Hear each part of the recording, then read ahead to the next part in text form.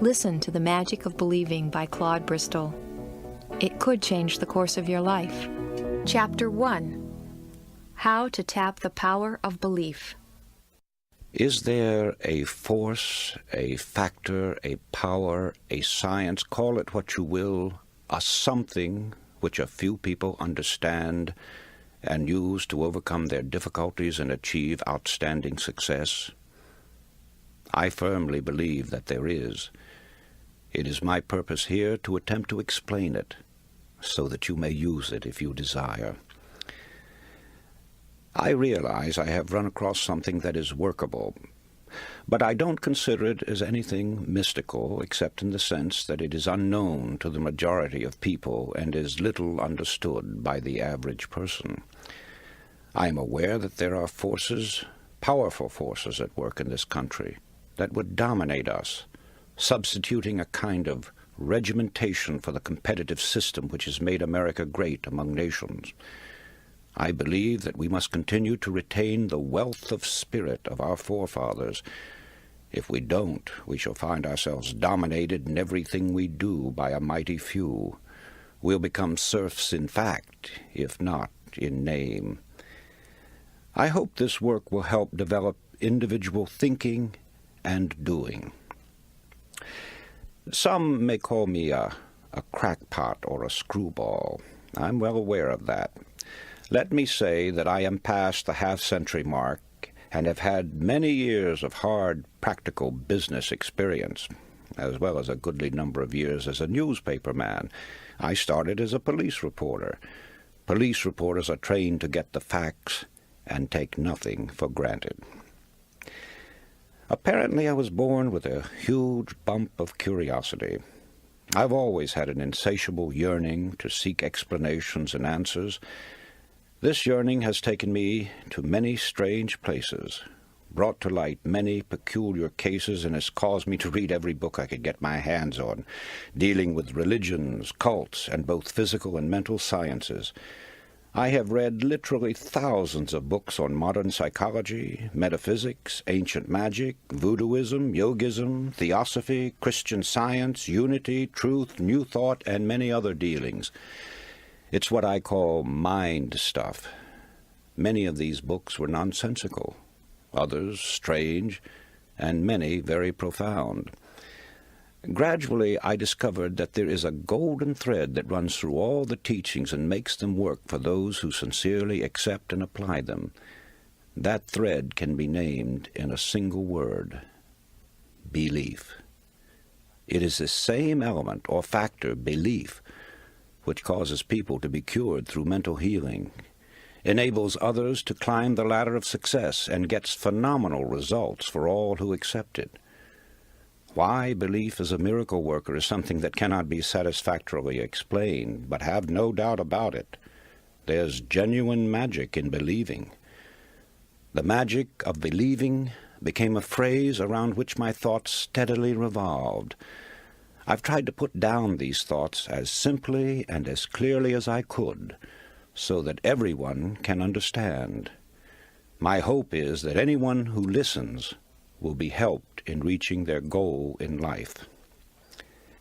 I would like to start by relating a few experiences of my own life, with the hope that by hearing them you will gain a better understanding of the entire science. Early in 1918, I landed in France as a casual soldier, unattached to a regular company.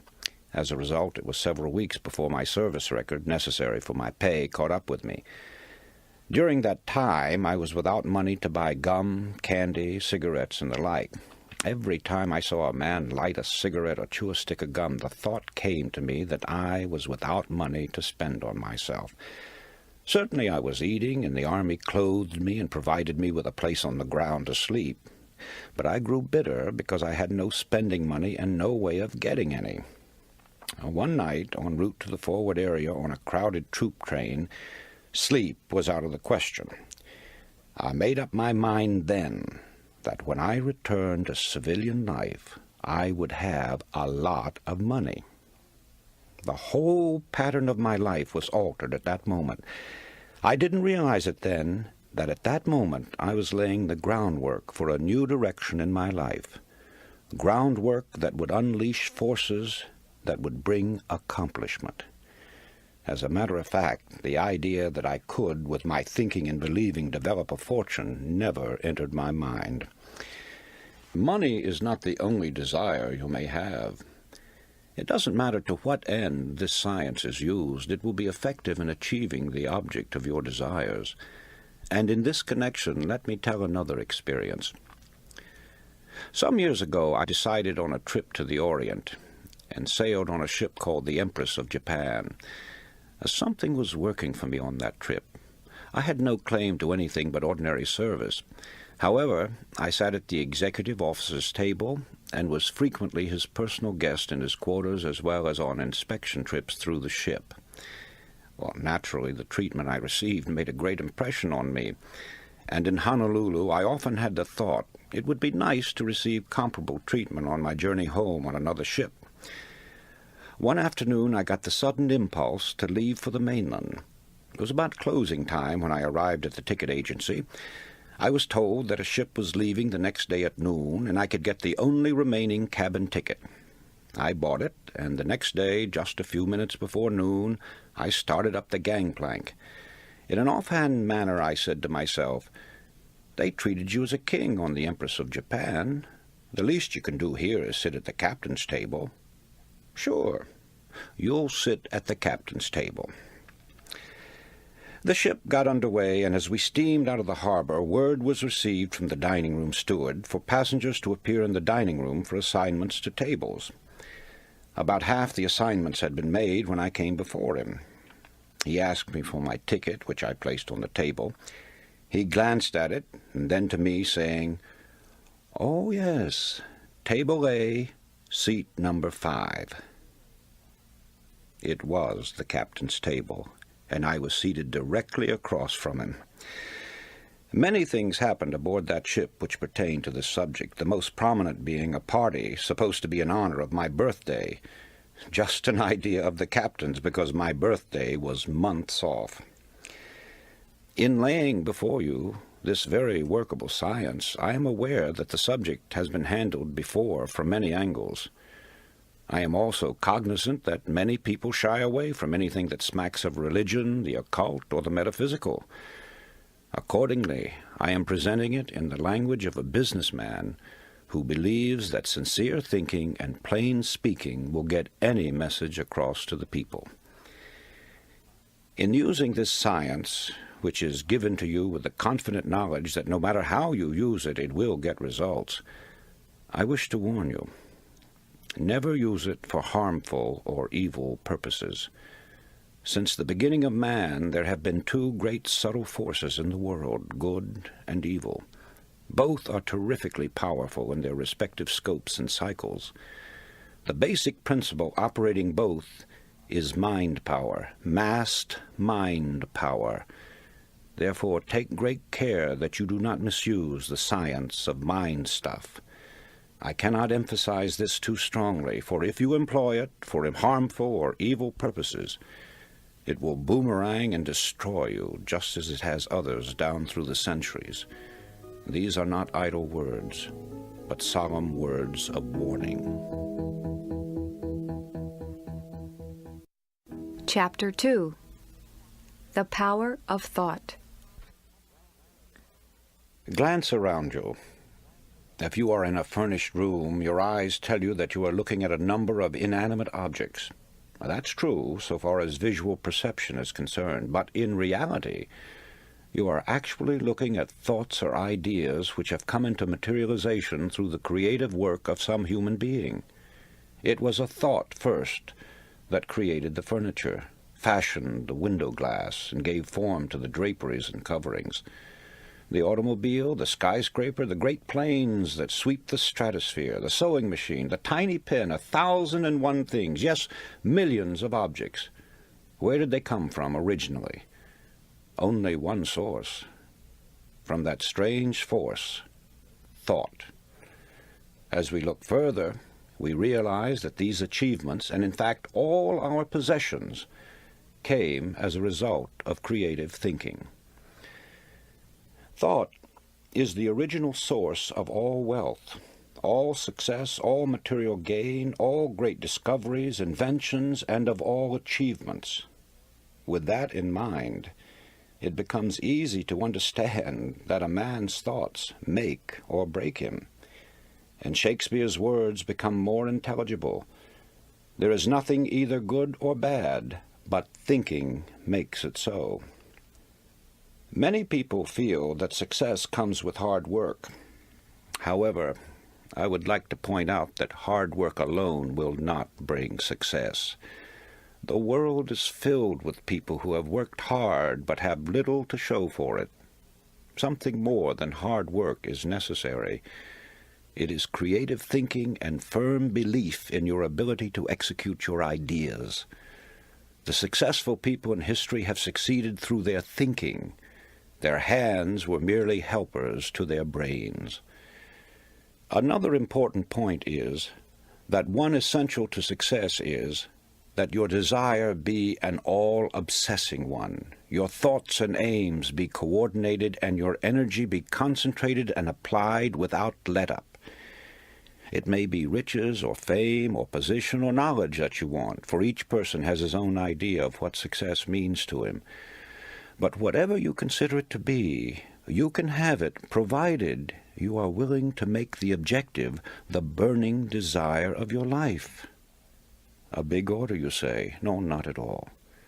By using the dynamic force of believing, you can set all your inner forces in motion. They, in turn, will help you reach your goal. Now that you have a clearer idea of the part that thought and desire play in your daily lives, the first thing to determine is precisely what you want. Starting in with the general idea that you merely want to be a success, as most people do, is too indefinite. You must have a mental pattern clearly drawn in your mind. Ask yourself, where am I headed? What is my goal? Have I visualized just what I really want? If success is to be measured in terms of wealth, can you fix the amount in figures? If in terms of achievement, can you specify it definitely? I ask these questions, for in their answers are the factors which will determine your whole life from now on. Strange as it may appear, not 1 out of 100 people can answer these questions.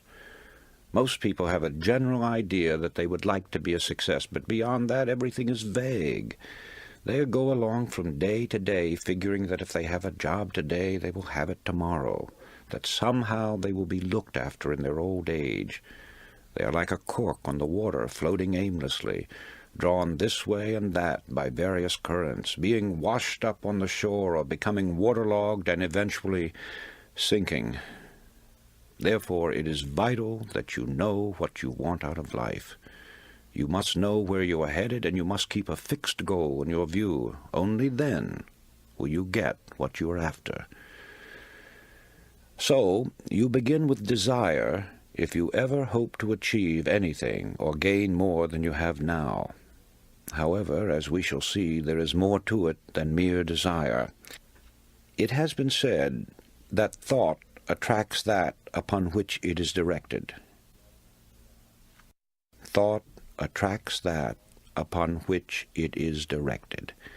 It was Job who said, "For the thing which I greatly feared is come upon me." Our fearful thoughts are just as creative or just as magnetic in attracting troubles to us as are the constructive and positive ones in attracting positive results. So no matter what the character of the thought, it does create after its kind. When this sinks into a man's consciousness, he gets some inkling of the awe-inspiring power which is his to use.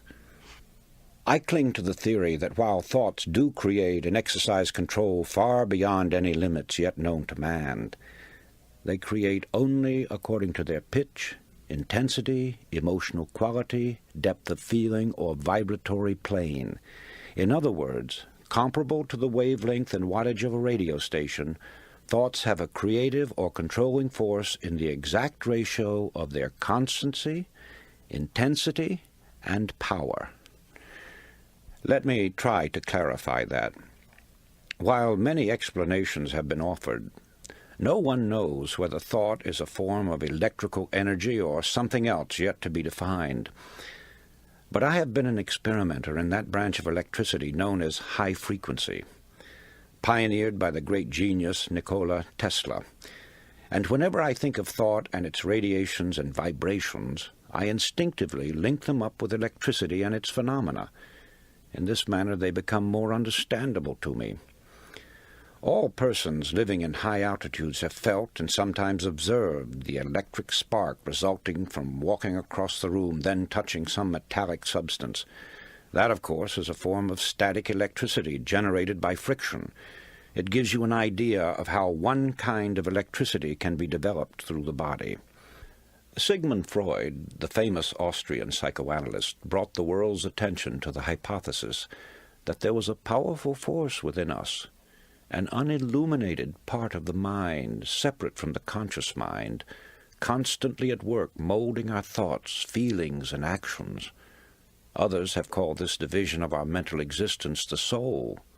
Some call it the superego, the inner power, the superconsciousness, the unconscious, the subconscious, and various other names. It isn't an organ or so-called physical matter such as we know the brain to be. Nevertheless, it is there, and from the beginning of recorded time man has known that it exists. The ancients often referred to it as the spirit. Paracelsus called it the will. Others have called it the mind, an adjunct to the brain. Some have referred to it as conscience, the creator of the still, small voice within. Still others called it intelligence, and have asserted that it is a part of the supreme intelligence to which we are all linked. No matter what we call it, I prefer the word subconscious. It is recognized as the essence of life, and the limits of its powers are unknown. It never sleeps. It comes to our support in times of great trouble. It warns us of impending danger. Often it aids us in what seems impossible. It guides us in many ways, and when properly employed, performs so-called miracles. Perhaps the most effective method of bringing the subconscious into practical action is through the process of making mental pictures, using the imagination, perfecting an image of the thing or situation as you would have it exist in physical form. This is usually referred to as visualization. However, before this visualization can work, you must really believe. I refer now to deep-seated belief, a firm and positive conviction that goes through every fiber of your being. When you believe it heart and soul, as the saying goes. Now call it a phase of emotion, a spiritual force, a type of electrical vibration, anything you please, but that's the force that brings outstanding results. It sets the law of attraction into operation and enables sustained thought to correlate with its object. This belief changes the tempo of the mind or thought frequency, and like a huge magnet, draws the subconscious forces into play, changing your whole aura and affecting everything about you, and often people and objects at great distances. It brings into your individual sphere of life results that are sometimes startling, often results you never dreamed possible.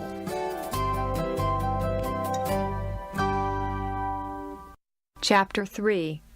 What the Subconscious Is. Gustave Gellé, the distinguished French psychologist and author of From the Unconscious to the Conscious, once wrote, "There is no artist, man of science, or writer of any distinction, however little disposed to self-analysis, who is not aware by personal experience of the unequaled importance of the subconscious." He also said that the best results in life were obtained by a close harmony and cooperation between the conscious and subconscious mind. As the subconscious plays a very important part in the magic of believing, it will bring you to a quicker understanding of this science if you have a clear and detailed picture of what the subconscious mind is, where it is located, and how it functions. Now, it is the conscious mind that is the source of thought. Also, it's the mind that gives us the sense of awareness in our normal waking life, the knowledge that we are ourselves, here and now. the recognition and understanding of our environments, the power to rule over our mental faculties, to recall the events of our past life, and to understand our emotions and their significance. More concretely, it enables us to have a rational understanding of the objects and persons about us, of our successes or shortcomings, of the validity of an argument, or the beauty of a work of art. Many times the solution of our problems result from the use of the conscious mind, but now and then, when the solution is not forthcoming, we become exhausted with continued trying. We begin to lose confidence in ourselves, and we often resign ourselves to the idea that we have failed, that nothing can be done about it. Here is where the subconscious mind comes in. It helps us to renew our belief in ourselves. It assists us to overcome our difficulty and to put us on the road to achievement and success. Just as the conscious mind is a source of thought, so the subconscious is the source of power. Also, it is one of the greatest realities in human life. It is rooted in instinct, and is aware of the most elemental desires of the individual, yet it is always pressing upward into conscious existence. The powers of the subconscious are many, the chief of which are intuition, emotion, certitude, inspiration, suggestion, deduction, imagination, organization, and, of course, memory and dynamic energy. It is a distinct entity. It possesses powers and functions with unique mental organization all its own. Now, the subconscious mind has three primary functions. First, with its intuitive understanding of the bodily needs, it maintains and preserves the well-being and indeed the very life of the body, unaided by the conscious mind. Second, in times of great emergency, it springs into immediate action, again independent of the conscious mind. It takes supreme command, acting with incredible certitude, rapidity, accuracy, and understanding in the saving of the life of the individual. Third, it is operative in the psychic world, in which the psychic powers of the subconscious are manifested in such phenomena as telepathy, clairvoyance, and psychokinesis. But also, it can be summoned to help the conscious mind in times of great personal necessity, when the conscious calls upon the subconscious to use its powers and resources to solve a vital problem, or bring to pass that which is sought or desired by the individual. It is the third function that we are most concerned with here. To draw upon the resources and powers of the subconscious and awaken it into action, you must first be sure that you are asking for something that is rightfully yours to have and is within your ability to handle. The subconscious manifests itself only according to the capabilities of the person. Then you must have patience and absolute faith. Theodore Simon Jouffroy, the French philosopher, said the subconscious mind will not take the trouble to work for those who do not believe in it. Next, in conveying your need to the subconscious, it must be in the spirit that the work has already been done. So while it is necessary for you to feel and think yourself successful, it is important for you to go one step further and actually see yourself as already successful, either in the performance of some selected task or as actually occupying the position to which you are aspiring. For the next and final step, you must wait patiently while the subconscious is assimilating the elements of your problem and then goes about its own way to work it out for you. In due course, with the flowing of ideas and plans of the subconscious into your waiting conscious mind, the solution of your problem will be revealed to you. The correct course of action will be indicated. You must follow those indications immediately and unquestioningly. There must be no hesitation on your part, no mental reservation, no deliberation. You must receive the message from the subconscious freely, and after understanding it, you must act on it at once. Only by doing that will you make your subconscious serve you and continue to respond whenever you call upon it. However, your problem may be one that cannot be solved in such a manner. Instead of receiving the solution in the form of a blueprint, as it were, you may instead feel some mysterious force urging you at intervals to do certain things that seem to have no special significance or logical connection. Nevertheless, you must continue to believe in the power and the wisdom of the subconscious and obediently perform the seemingly irrelevant things. One day you will find yourself in the position you sought through the aid of the subconscious, and doing the work you envisioned for yourself. Then, when you look back, you will see how the things you were called upon to do all formed a logical line of events, the last one of which was your final arriving, the reward of your sincerest hopes and desires, your own triumphant personal success.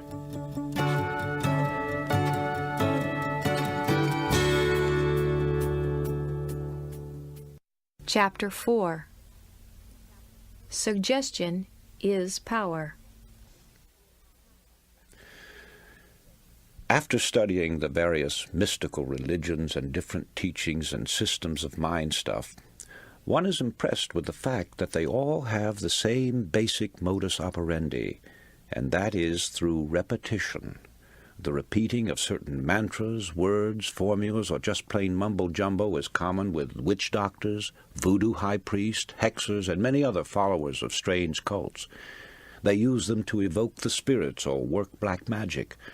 One finds the same principle at work in chants, incantations, litanies, daily lessons, also the frequent praying of the Buddhists and Muslims alike, the affirmation of the Theosophists and the followers of unity, the absolute, truth, new thought, divine science. In fact, it is basic to all religions, although here it is white magic instead of black magic.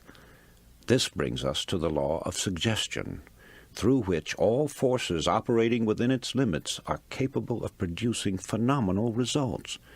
That is, it is the power of suggestion and autosuggestion, your own to yourself, or heterosuggestion coming to you from outside sources, that starts the machinery into operation or causes the subconscious mind to begin its creative work. And right here is where the affirmations and repetitions play their part. It's the repetition of the same chant, the same incantation, the same affirmations that lead to belief. And once that belief becomes a deep conviction, things begin to happen. Now, this is the same identical force and the same mechanics that Hitler used in building up the German people to attack the world. A reading of Mein Kampf will verify that. Dr. René Fauvel, a famous French psychologist, explained it by saying that Hitler had a remarkable understanding of the law of suggestion and its different forms of application. It was with uncanny skill and masterly showmanship that he mobilized every instrument of propaganda in his mighty campaign of suggestion. Hitler openly stated that the psychology of suggestion was a terrible weapon in the hands of anyone who knew how to use it. Let's see how he worked it to make the Germans believe what he wanted them to, and once that belief took hold, how they started their campaign of terror. Slogans, huge signs, posters, masked flags appeared throughout Germany. Hitler's picture was everywhere. One Reich, one folk, one leader became the chant. It was heard everywhere. Today we own Germany, tomorrow the entire world. The marching song of the German youths came from thousands of throats daily. Such slogans as, "Germany has waited long enough," "Stand up, you are the aristocrats of the Third Reich," "Germany is behind Hitler to a man," and hundreds others, bombarded the people 24 hours a day. From billboards, sides of buildings, the radio and the press, every time they moved, turned around, or spoke to one another, they got the idea that they were a superior race, and under the hypnotic influence of this belief,